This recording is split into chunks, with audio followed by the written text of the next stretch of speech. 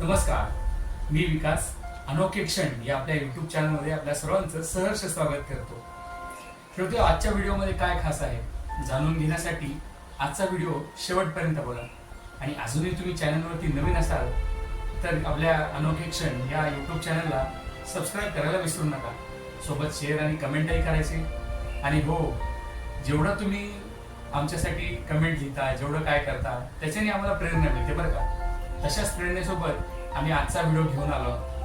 मला एक सांगा, किती जणांना असं वाटतं की आपली कुणीतरी वाट बघितली पाहिजे, कुणीतरी आपण आल्यानंतर आनंदी झालं पाहिजे, कुणाचा तरी थकवा आपल्याला पाहून गेला पाहिजे, आपल्या हास्यात त्यांच्याही हास्याचा सूर झळाळला पाहिजे.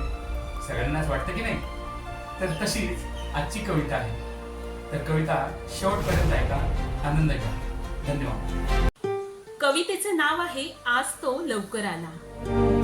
मी रोज दाराकडे पाहते, वाट त्याची पाहत असते. मी रोज दाराकडे पाहते, वाट त्याची पाहत असते. तो उशिराच येतो, दिवस मावळून संध्याकाळही सरून जाते. आज मात्र दार ठोठावले, मनात आले कोणीतरी आले. आज मात्र दार ठोठावले, मनात आले कोणीतरी आले. दार उघडतात समोर तो उभा, त्याला पाहून मन हर्षित झाले. आनंद माझा मनात मावेना, काय करावे मला कळेना. आनंद माझा मनात मावेना, काय करावे मला कळेना. कारण अनेक दिवसांची माझी आज पूर्ण झाली मनोकामना.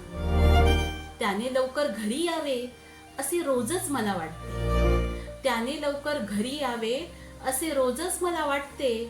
कामाच्या व्यापामुळे त्याला ते शक्य नसते. तो समोर बसला हळूच हसला, तो समोर बसला हळूच हसला. त्याच्या एका हसण्याने माझा दिवसभराचा थकवा दूर पळाला. रोज कॉफीसाठी मी वाट त्याची पाहते, रोज कॉफीसाठी मी वाट त्याची पाहते. आज मात्र त्याच्या सोबत बसून गप्पा मारत कॉफीचा घोट घेते. त्याने बोलत राहावे मी ऐकत राहावे, त्याने बोलत राहावे मी ऐकत राहावे. त्याच्या हसवण्याच्या जादूने मी खळखळून हसावे. हा क्षण असला जरी छोटासा तरी माझ्यासाठी आहे खास.